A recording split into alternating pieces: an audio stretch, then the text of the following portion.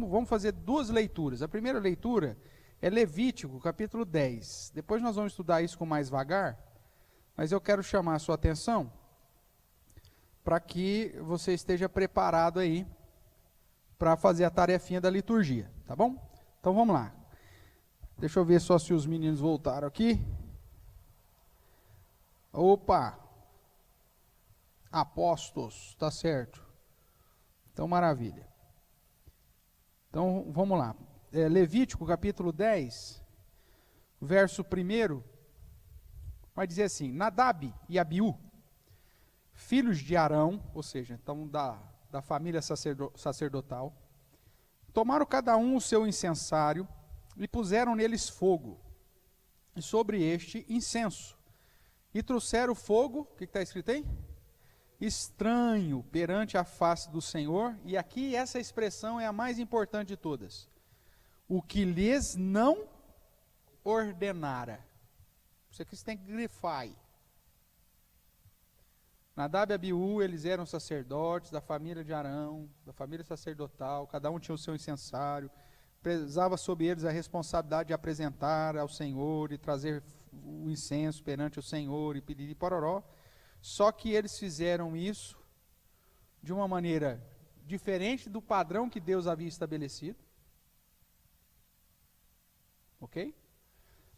E que Deus não havia ordenado. Então, qual que foi o motivo do verso 2 dizer então? Então saiu fogo de diante do Senhor e os consumiu, e morreram perante o Senhor. Esses caras foram mortos porque eles não ofertaram de modo correto, fazendo a conexão aqui com a oferta correta. Eles trouxeram um fogo estranho, que não foi aquele que Deus pediu, então a oferta estava errada, e Deus não tinha mandado eles fazerem isso. Deus não havia ordenado. Então veja, nós vamos ver isso na terceira aula da vida cristã, mas a questão é o seguinte: não basta você ter boa intenção, você tem que ser obediente. No que refere-se à oferta ao Senhor, vou repetir isso: não basta você ter boa intenção, você tem que ser obediente.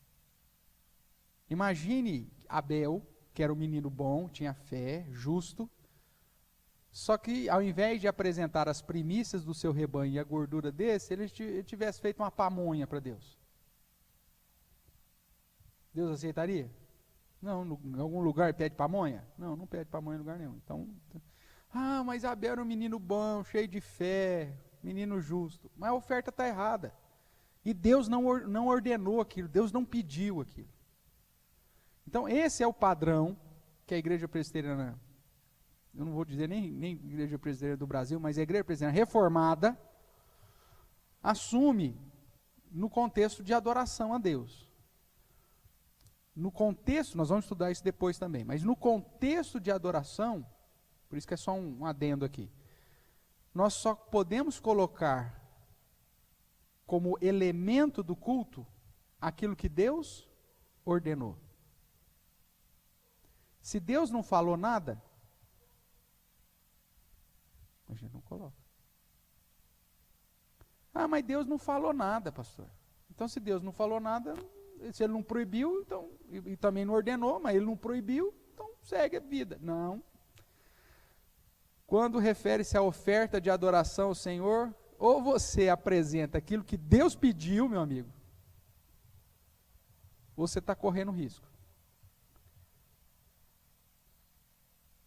O texto é claro: Deus não lhes havia ordenado apresentar isso. E porque Deus não havia ordenado, e porque o fogo não era um fogo correto, uma oferta correta, Deus os matou. Então, aqui eis o princípio de liturgia da igreja, o princípio regulador do culto da igreja presbiteriana reformada. No culto da igreja só se coloca aquilo que Deus ordenou. Pastor, nós não podemos fazer um negócio diferente no culto para tornar o culto mais atrativo, um negócio mais agradável para as pessoas? Não, não podemos. Deus ordenou? Não, não ordenou. Ah, mas ele não proibiu também, pastor. Não. A pergunta não é se Deus proibiu, a pergunta é se Deus ordenou. É isso que vai determinar o padrão do nosso culto. Ok? Então a palavra de Deus tem que ser explícita. Faça isso, tenha isso, ou tenha aquilo. E aí, para a gente chegar numa definição de ordem litúrgica ou de ordem do culto, nós temos que seguir um padrão que o próprio Deus estabelece na sua palavra. Nós vamos estudar isso mais à frente, com mais vagar, mas você vai ver que no culto a Deus, as orações são bem-vindas, a leitura da palavra fazia parte, a pregação ou a profecia, né, no sentido de apresentar a palavra, faz parte. As ofertas, as oferendas, os dízimos, as ofertas fazem parte. E no caso do Novo Testamento, a aplicação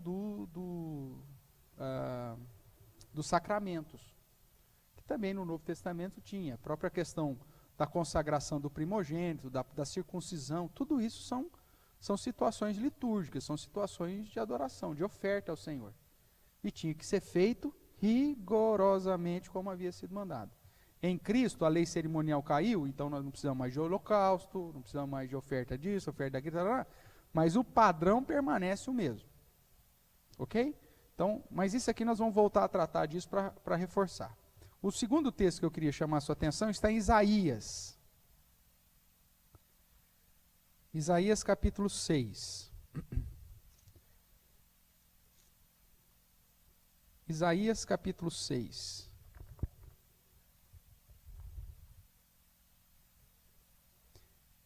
Dentro da teologia do culto, Isaías capítulo 6 se transforma num padrão de ordem de culto. Os pastores mais antigos, inclusive, só seguiam esse padrão. Tá? Vamos ver qual que é esse padrão. Primeiro, no ano da morte do rei Uzias, eu vi o Senhor assentado sobre um alto e sublime trono, e as abas de suas vestes enchiam o templo. Então, a primeira coisa, a grandeza de Deus. O culto precisa exaltar a grandeza de Deus. Tá? Serafins estavam por cima dele, cada um tinha 6 asas, 2 cobriam o rosto, com 2 cobriam os seus pés, e com 2 voava. E clamavam uns aos outros, dizendo: Santo, Santo, Santo é o Senhor dos exércitos, toda a terra está cheia da sua glória. Até aqui. Esse primeiro ponto, então, aponta, indica essa questão da grandeza de Deus, da soberania de Deus. Dentro da ordem do culto, é aquilo que nós chamamos do período da adoração.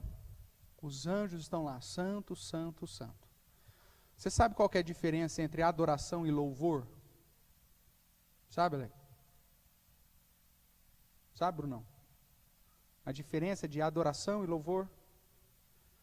Vamos supor, se eu pedir uma oração de adoração, e se eu pedir uma oração de louvor, existe diferença? Qual que é a diferença? Vamos lá. Adoração refere-se àquilo que Deus é.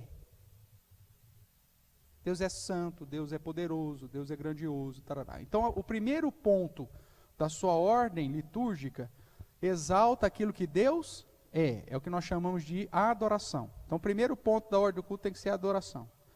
Geralmente, nesse momento, então, você vai trazer um texto bíblico, uma oração de adoração, um texto bíblico e um cântico ou um louvor de adoração. Porque o primeiro ponto é como aqui os anjos. A grandeza de Deus, a santidade de Deus, você vai exaltar. Aí continuemos a leitura. Segundo ponto, as bases do limiar se moveram à voz do que clamava e a casa se encheu de fumaça, presença de Deus. Então você invocou através da adoração ao Senhor. Então Deus manifesta a sua presença no meio do seu povo. Verso 5, então disse eu, ai de mim, estou perdido, porque sou homem de lábios impuros, habito no meio de um povo de impuros lábios, e os meus olhos viram o Rei, o Senhor dos exércitos. Segundo momento da ordem do culto. contrição, onde o pecador reconhece que estou diante de um Deus grandioso e eu sou um miserável. Ai de mim. Por isso que a gente segue aquela ideia. Primeiro ponto, adoração. Segundo ponto, contrição. É um momento que você vai conduzir a pessoa a compreender que diante da grandeza de Deus, não existe outra coisa a fazer senão nos humilharmos. Ai de mim, eu estou diante de Deus, eu vim adorar ao Senhor. E se Deus resolver puxar minha orelha aqui diante de todos os pecados que eu cometi antes de chegar aqui na igreja, eu estou perdido. Então, a contrição. Tudo bem? Terceiro ponto. Verso 6. Então, um dos serafins voou para mim, trazendo na mão uma brasa viva que tirara do altar com tenaz. Com a brasa tocou a minha boca e disse: eis que ela tocou os teus lábios. A tua iniquidade foi tirada e perdoado o teu pecado. Então, aí você entra no terceiro ponto da liturgia, ou da ordem do culto, que é o louvor. É a gratidão por aquilo que Deus fez. Então, respondendo, qual que é a diferença de adoração e louvor? Adoração é aquilo que Deus é. Louvor trata daquilo que Deus faz. Ou fez, ou fará. Então, se eu peço uma oração de adoração, a oração vai ser: Senhor, nós adoramos o teu santo nome por tua grandeza, porque o Senhor é santo, porque o Senhor foi maravilhoso para conosco, o Senhor é o justo juiz. É tudo focando naquilo que Deus é. Depois, se nós pedimos uma oração de louvor, a oração de louvor é: Senhor, nós te louvamos porque o Senhor nos salvou, porque o Senhor nos deu a chuva, porque o Senhor nos deu a saúde, porque o Senhor tem respondido às nossas orações, porque o Senhor fez o teu povo sair do Egito, porque o Senhor me fez sair do lamaçal do pecado. Ou seja, o louvor enfatiza aquilo que Deus fez, faz e fará. Eu te louvo porque o Senhor aplicará suas promessas sobre a minha vida. Então, adoração, o que Deus é. Louvor, o que Deus faz. Tá? Então, nós vemos aqui em Isaías. Primeiro ponto, adoração. Deus é santo, grandioso, está acima de todas as coisas. Segundo ponto, diante dessa grandeza eu olho para mim, ai de mim, contrição. Uma vez que eu fui perdoado, então aí entra o louvor. Deus limpou o meu pecado.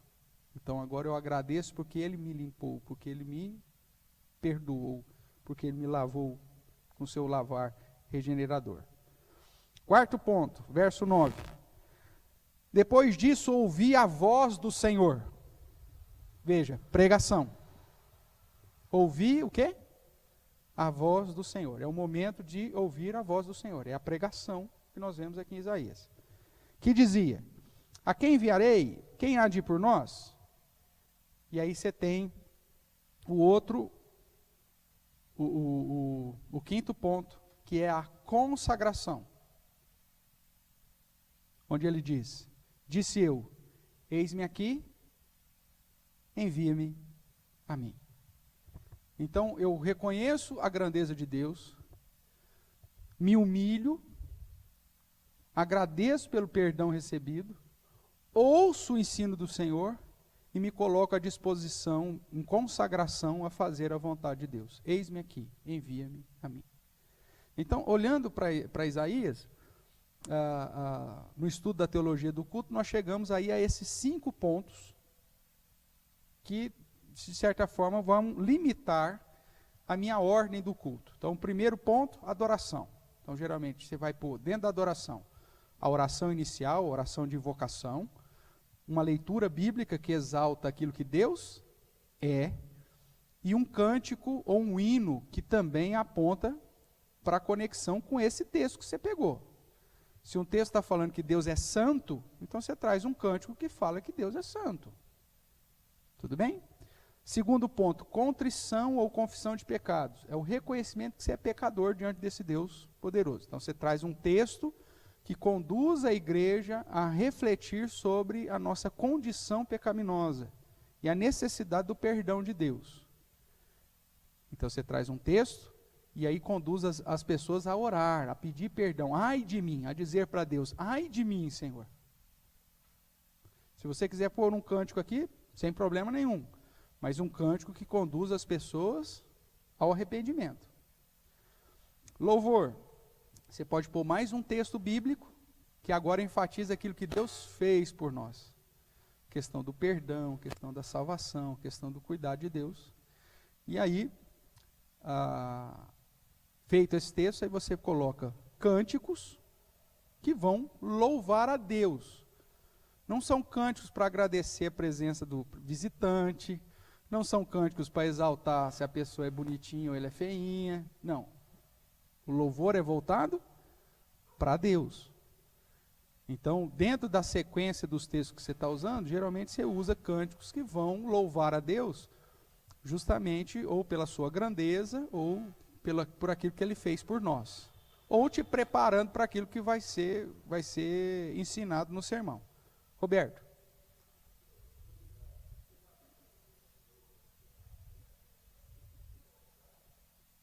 A ideia aqui aí é uma tradição nossa. O amém tríplice do final do culto é só uma tradição reformada, vamos assim dizer, ou da igreja presbiteriana, né, para exaltar a trindade de Deus e para agradecer, né, pelo culto que prestamos a Deus, apontando tanto para o término quanto para a esperança do retorno de Jesus. Porque lá em Apocalipse, Jesus se apresenta como amém, aquele que virá. Eu sou o amém, e venho sem demora. Então aponta para isso também. Mas é uma questão muito mais litúrgica de tradição, não é uma exigência. Se você não quiser cantar o amém tríplice, você não canta, e não tem problema nenhum quanto a isso. Inclusive você tem vários cânticos de final de culto. Você tem um amém quádruplo, o amém sétuplo, você tem vários outros. É que gerou uma tradição dentro da igreja presbiteriana, o amém tríplice, né, por conta da trindade, por conta das promessas e tudo mais. Tá? Mas ele não é um elemento essencial do culto. Se não tiver, não tem problema nenhum. Tá? Abner?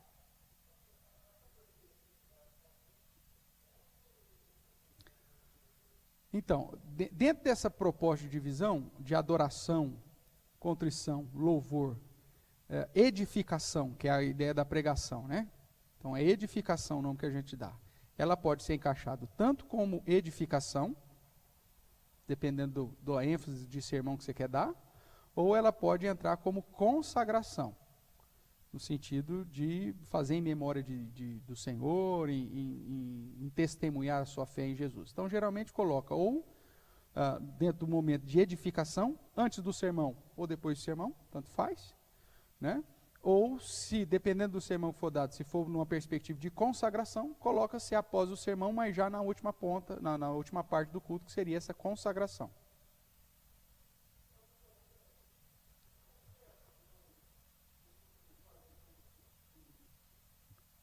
Por que não fazer ceia todo domingo? Talvez por uma questão econômica. Você comprar vinho e pão para todo mundo todo domingo, você cria um gasto, às vezes, que fica pesado para a igreja.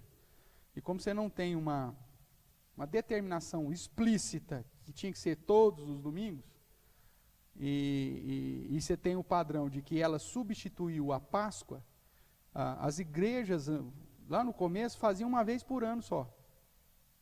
Faziam só na Páscoa.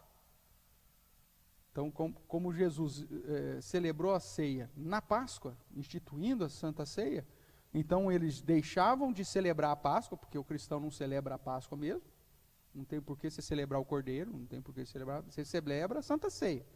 Então, no lugar da Páscoa, você colocava a ceia, e era uma vez por ano. Depois, com o passar do tempo, baseado em Atos, eles se reuniam todo primeiro domingo, ou todo primeiro dia da semana, para orar, para perseverar, e para partir o pão. Então, fala, opa, eles faziam isso mais vezes. Mas você não tem isso como determinação. Então, a igreja começou a fazer mais vezes. Por exemplo, no caso da igreja católica, eles colocam isso em todas as missas, mas numa perspectiva litúrgica de sacrifício. Então, é como se Jesus estivesse sendo sacrificado a cada missa. Né? Por isso que eles fazem toda a missa. O missal é toda uma sequência, igual essa sequência que eu estou te mostrando de ordem, eles têm uma ordem explícita deles que é pautada muito mais no templo. E a nossa é muito mais voltada para a sinagoga. Por isso que a ênfase é na palavra. Né? Por que o púlpito no centro?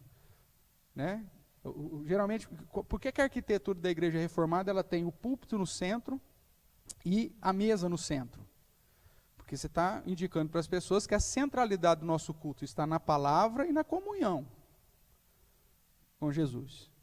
Hoje em dia as comunidades não têm isso mais, né? Mas existe um padrão. Dentro da igreja católica, o que está no centro? O altar. Porque é o sacrifício que é o padrão litúrgico do catolicismo. O púlpito geralmente é até no canto. O padre vai lá, sobe lá numa tribuninha lá e prega lá, né? Você vai para Genebra, o contexto arquitetônico, era um pouco, o púlpito era de lado, mas ele era acima. Subiu uma escadona, o cara ficava lá em cima, para mostrar a superioridade da palavra. Então tem todos esses elementos, inclusive arquitetônicos e tudo mais, de distribuição do ambiente, para indicar qual que é a ênfase daquela comunidade, né? No nosso caso aqui, a gente transparece essa ideia da centralidade, tanto da palavra quanto da comunhão. Agora, se a igreja, por convenção, decidir que pode ser feito a celebração da ceia todo culto, todo domingo, não há problema nenhum. Você não estaria ferindo nenhum princípio, porque o próprio Senhor Jesus disse que a gente deveria fazer em memória dele. Então, como nós nos reunimos toda vez em memória dele, não tem problema nenhum a gente fazer isso. Mas por convenção, estima-se fazer uma vez por mês, pelo menos. Por que fazer também uma vez por mês? E decidir que era o primeiro domingo do mês? Porque aí ficava fácil, principalmente nas comunidades rurais, das pessoas se programarem para estar pelo menos no culto da ceia. O cara se programar para estar lá, pelo menos um domingo, para celebrar a ceia do Senhor, né? Se você fizesse pelo menos uma vez no ano, só na Páscoa, justamente naquele domingo lá o cara ficou doente, aquele domingo lá aconteceu algum problema, aí o cara perdia. Então, por convenção, mas você não tem determinação explícita na palavra do Senhor nesse sentido. Tá?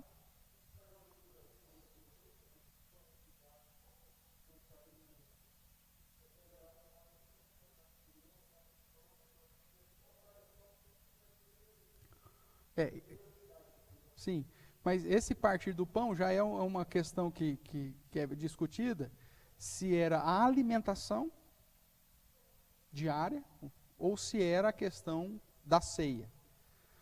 Pelo que depois nós vemos em Atos 6, que é o problema que gerou a criação da junta diaconal, as viúvas helenistas estavam sendo esquecidas na distribuição diária do quê?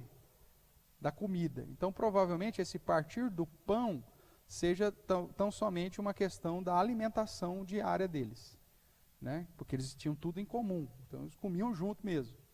Então, por isso que não é uma situação de ordenança. E como o livro de Atos é um livro histórico, registra como que se vivia a igreja de Jerusalém. Você não vê essa mesma prática depois, nem em Antioquia, nem em outras as igrejas que Paulo foi plantando. Uma característica lá, por conta daquele momento ali, e principalmente porque quase 3.000 pessoas se convertem, a maioria dessas pessoas provavelmente prolongou a estada em Jerusalém, elas não eram dali, mas depois do Pentecostes ela permanece um tempo a mais, né, para receber instrução, para ficar, e aí precisava que a igreja desse comida para esse povo todo mesmo, desse hospedagem para esse povo todo. Então, talvez seja um contexto muito específico ali daquele período de Jerusalém, tá? E por isso que a igreja não entende como algo explícito, determinando a realização de Santa Ceia todos os domingos. Tá? Então, vamos lá só para a gente fechar, irmãos. Então, dentro da ordem litúrgica, ou da ordem do culto, primeiro ponto, adoração. Segundo ponto, contrição e confissão de pecados. Terceiro ponto, louvor. Quarto ponto, edificação. E quinto ponto, consagração. Porque a ideia é conduzir as pessoas de modo racional a compreender cada detalhe, cada ponto do culto. Eu estou diante de um Deus grande, reconheço que eu sou pecador, que preciso da misericórdia dele, que ele me perdoou e por isso então eu posso adorá-lo, e que agora eu vou ouvir a sua voz para depois me colocar à disposição do seu serviço. Pronto. É isso que nós vemos aqui em Isaías. E aí se torna um padrão básico, simples, de liturgia. Pastor, se eu quiser começar com louvor na ordem litúrgica, não tem problema nenhum. Só que esses elementos de contrição, de louvor, adoração, edificação, tem que fazer parte da ordem do culto. Porque senão o que você faz? Você se torna, não é um culto, se torna um entretenimento. A pessoa põe lá 1 hora de louvor e músicas que não necessariamente apontam para Deus, né? Palavras motivacionais, e não tem consagração, não tem aplicação nenhuma, não tem nenhuma condução das pessoas saírem dali no sentido de se consagrar a Deus. As pessoas saem dali com motivação para focar mais em si mesmas.